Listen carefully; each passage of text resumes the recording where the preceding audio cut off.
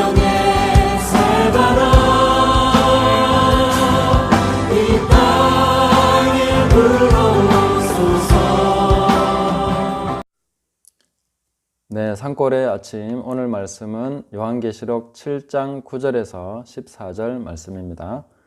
2일 후에 내가 보니 각 나라와 족속과 백성과 방언에서 아무도 능히 셀 수 없는 큰 무리가 나와 흰옷을 입고 손에 종려가지를 들고 보좌 앞과 어린 양 앞에 서서 큰 소리로 외쳐 이르되 구원하심이 보좌에 앉으신 우리 하나님과 어린 양에게 있도다 하니 모든 천사가 보좌와 장로들과 네 생물의 주위에 서 있다가 보좌 앞에 엎드려 얼굴을 대고 하나님께 경배하여 이르되 아멘. 찬송과 영광과 지혜와 감사와 존귀와 권능과 힘이 우리 하나님께 세세토록 있을지어다. 아멘 하더라.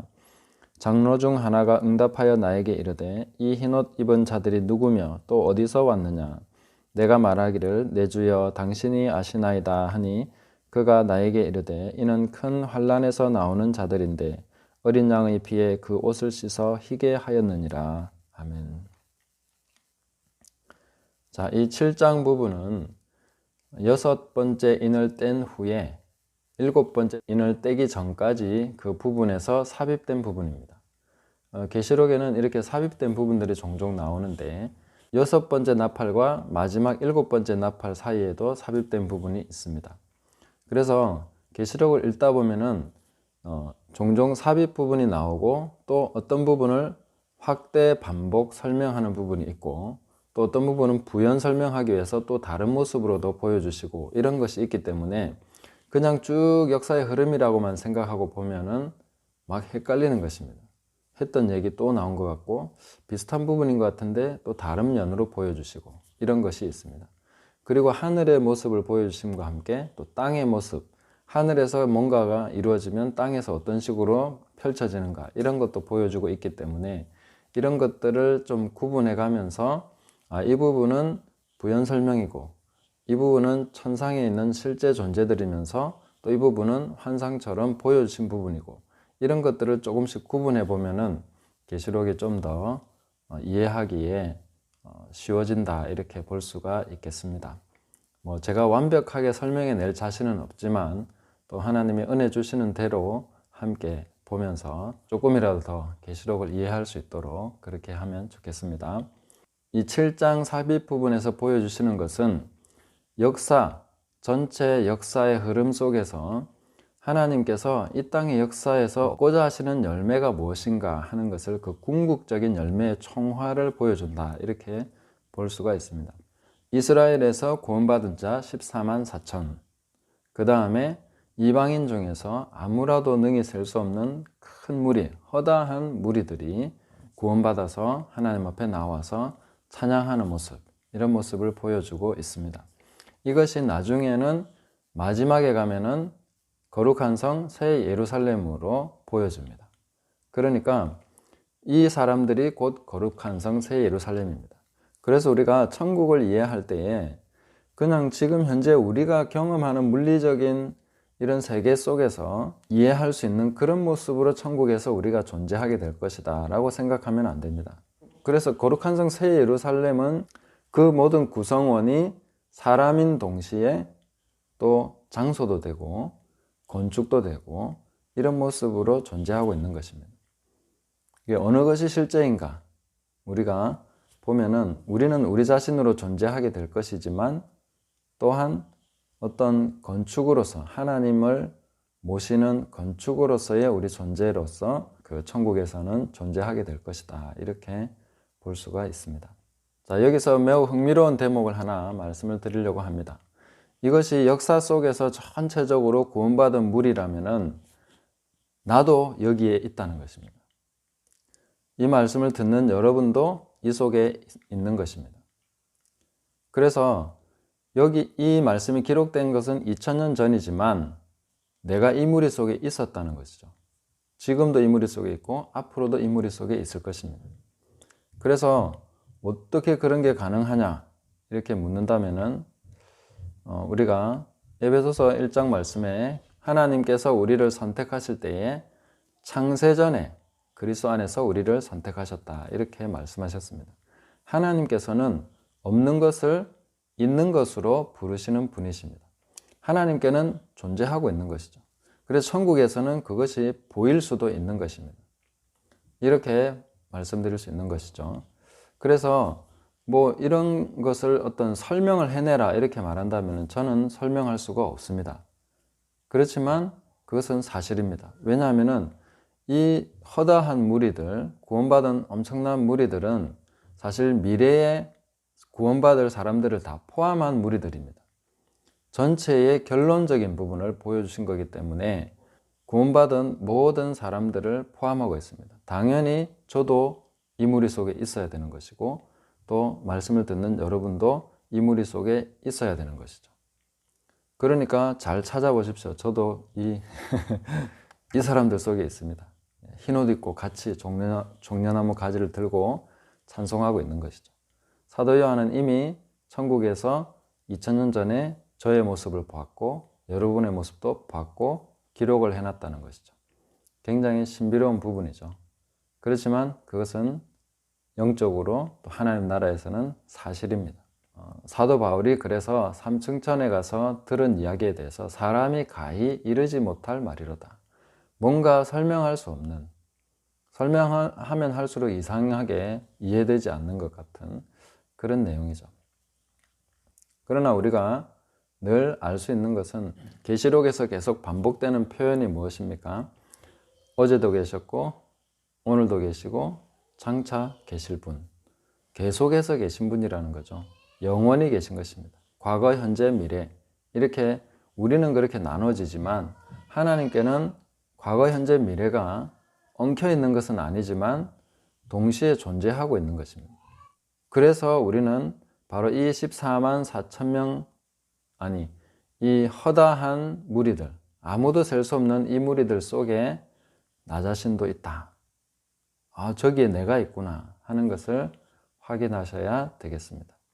뭐 눈으로 보이지 않겠죠. 그러나 믿음으로 보시면 되겠습니다. 그래서 천국에서의 존재 방식은 우리가 현재 물리적 세계에서 존재하는 방식과 경험하는 이런 것들과 많이 다를 것입니다. 의사소통 방식도 다르고 또 우리가 존재하는 방식도 내가 분명히 나로서 존재하겠지만 다른 여러 그 사람들과 연결이 되고 삼위일체 하나님과 천사들과 이 천상의 무리들과 굉장히 뭔가 유기적인, 말로 표현할 수 없지만 유기적인 그런 모습을 이루면서 우리는 살아가고 있을 것이다. 이렇게 생각할 수가 있습니다. 그러나 나의 독자적인 개성이나 나 자신의 정체성이나 이런 것들이 소멸되는 것은 결코 아니고 뭔가 자유롭지 못한 그런 것도 아니고 그러면서도 굉장히 서로가 하나가 되어 있는 그런 모습으로 존재할 것이다. 이렇게 생각할 수 있겠습니다. 그런 것이 가능하냐 안 하냐 하는 것은 가보면 알겠죠. 그러나 제가 성경을 읽으면서 느껴지는 것, 행간이나 분위기나 흐름 속에서 느껴지는 것은 바로 그런 존재로서 우리가 그런 식으로 우리가 존재하면서 살게 되지 않을까 하는 것을 생각하게 됩니다. 자, 그리고 구원에 관해서는 사실 천국에서나 여기서나 똑같이 찬송할 일밖에 없습니다. 항상 우리의 구원에 관해서 내가 뭔가 한 것은 없습니다. 그냥 주님을 찬양할 수밖에 없습니다. 그것이 가장 최선일 뿐만 아니라 그것이 가장 정직한 것이고 그것이 가장 합당한 것입니다. 우리의 구원에 관해서 내가 무슨 조건을 갖춰야 된다거나 내가 뭔가를 해서 그렇게 했다면은 여기에 조금이라도 나에 관한 뭔가가 있을 수 있습니다. 나도 열심히 해서 그리고 주님과 주님의 은혜로서 보탬을 받아서 내가 구원받았습니다. 감사합니다. 그렇게 해도 되겠죠. 그러나 내가 한 것은 아무것도 없기 때문에 하나님만 높이고 하나님만 찬양하는 것이 천국에서는 합당합니다. 거기에는 거짓이 없기 때문에 내가 한 것이 조금이라도 있으면 있다고 얘기하게 됩니다. 없으니까 없는 거죠. 내가 하나님 앞에 자랑할 것, 사람들 앞에서나 어디에나 자랑할 것은 아무것도 없습니다. 모든 것이 하나님의 은혜고 하나님의 능력이고 하나님의 지혜고 영광이고 그래서 감사하고 찬송할 것밖에 없다 하는 것입니다. 그리고 장로 중 하나가 이런 질문을 하게 되죠. 이 사람들은 누구며 어디서 왔느냐? 거기에 대해서 누구냐 하는 것에 대해서는 사실 각 나라와 족속과 백성과 방언에서라는 어떤 정체성을 미리 얘기를 했습니다.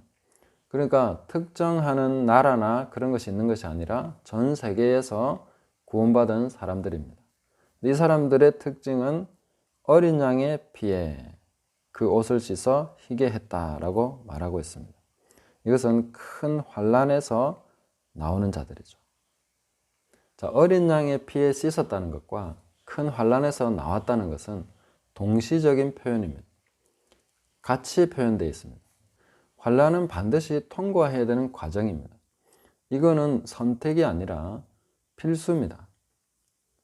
어린 양의 피에 옷을 씻는 과정이 환난입니다. 그 환난의 과정을 통해서 옷을 씻는 것입니다. 이런 것이 없으면 사생자고 참아들이 아니라고 했습니다.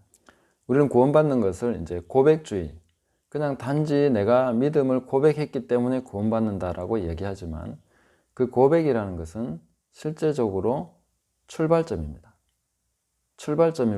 출발점이고 끝까지 그 고백을 지키는 것이 믿음입니다.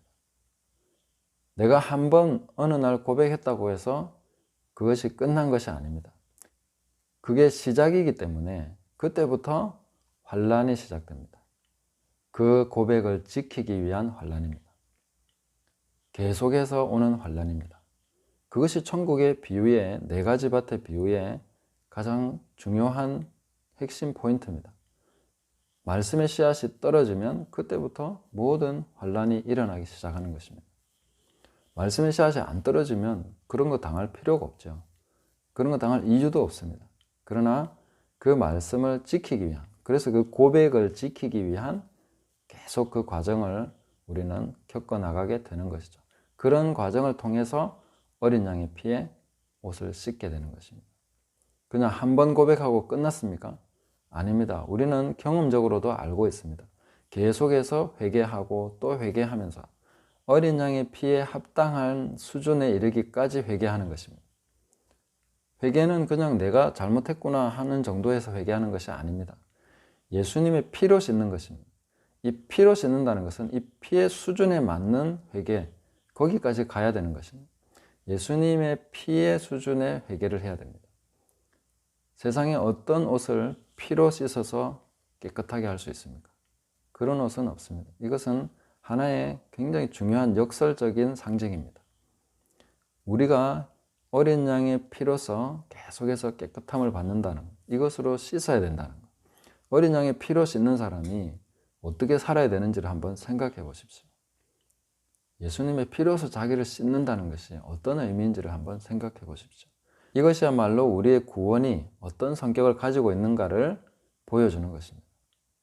피로 씻어서 피로서 씻는다는 것입니다. 그냥 한 번만에 싹 씻어집니까? 계속해서 씻는 것이죠. 완전히 깨끗해질 때까지 계속 씻는 것입니다. 우리가 보통 고통을 당하는 것은 무엇 때문에 고통을 당합니까? 자기 죄 때문이죠. 내가 잘못해서 그렇죠. 내가 뭔가 모자라서 그렇죠. 내가 실수하고 내가 뭔가 삐뚤어져 있고 내가 잘못된 것 때문에 당하는 환난이 거의 답니다. 또 물론 애매하게 고난을 받아도 하나님을 생각함으로 참으면 이것은 하나님 앞에 아름다운 것이죠. 그러나 또한 내 죄 때문에 당하는 환난 때문에 회개하고 깨끗해지는 것도 하나님 앞에 복된 것이죠. 이것은 우리의 과정의 이 구원의 정상적인 과정의 일부라고 할 수 있습니다. 그래서 마침내는 깨끗해져야 되는 거죠.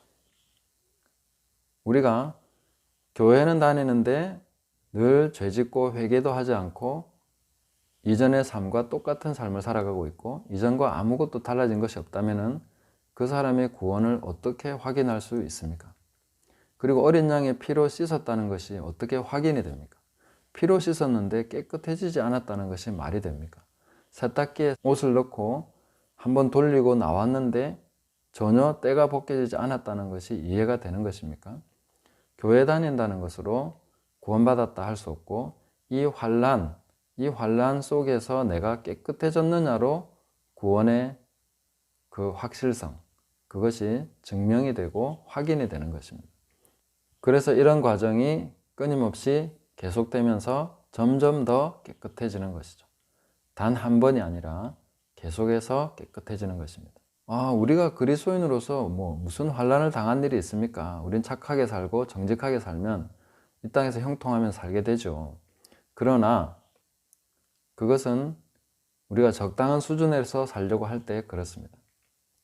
환난은 반드시 오게 되어 있습니다. 왜 제가 반드시라고 말할 수 있느냐 하면 마태복음 5장, 6장, 7장을 읽어보십시오. 그리고 그 말씀대로 살면서 환난을 당하지 않을 재간이 있는지 한번 살펴보시기 바랍니다. 네, 그 말씀대로 우리는 살아야 되는 것이죠. 빼앗기면서, 밟히면서, 잃어버리면서, 죽임당하면서 살아가는 것입니다. 세상에서는 환난을 당한다고 분명히 말씀하셨습니다.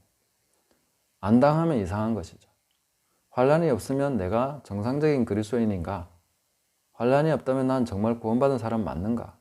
거기에 대해서 심각하게 질문하셔야 되고 애통하면서 하나님 앞에 나를 버리신 것이 아닙니까? 하고 질문하고 기도하셔야 됩니다. 이런 것을 우리가 생각하시면서 당연히 우리는 큰 환난 가운데서 나와야 되고 큰 환난 속에서 깨끗하게 되고 어린 양의 피로 씻김을 받는 것이다. 그렇게 우리는 깨달아 가셔야 되겠습니다. 오늘도 내가, 저와 여러분이 바로 이 흰옷을 입은 무리에 속해 있다는 것을 기억하시고 이들이 겪은 것과 똑같은 것을 내가 겪어가야 된다는 것이죠. 이 사람들은 누구며 어디서 왔느냐? 큰 환난에서 나오는데 어린 양의 피로서 그 옷을 씻어서 희게 하였다라고 말씀하고 있는 것입니다. 이것이 바로 접니다. 그리고 여러분입니다. 이 말씀을 꼭 기억하시면서 오늘도 환난이나 고난이나 그런 아픔이나 빼앗기는 일을 당할 때에 이것이 왜 나한테 이런 일이 일어나나 라고 말해야 될 것이 아니라 정말 저에게도 이런 일이 일어나는군요. 하나님을 찬양하셔야 됩니다. 바로 구원받은 무리에 속한 이 사람들이 똑같이 겪은 거기 때문에 저도 이런 것을 허락하시고 이렇게 되는 것을 보니 제가 구원받은 사람이 맞는 것 같습니다. 그걸 확인해 갈 수 있는 것이죠. 그 안에서 회개하면서 어린 양의 피로 더 깨끗하게 되시는 그런 하루하루가 되시기를 예수님의 이름으로 축복합니다. 감사합니다.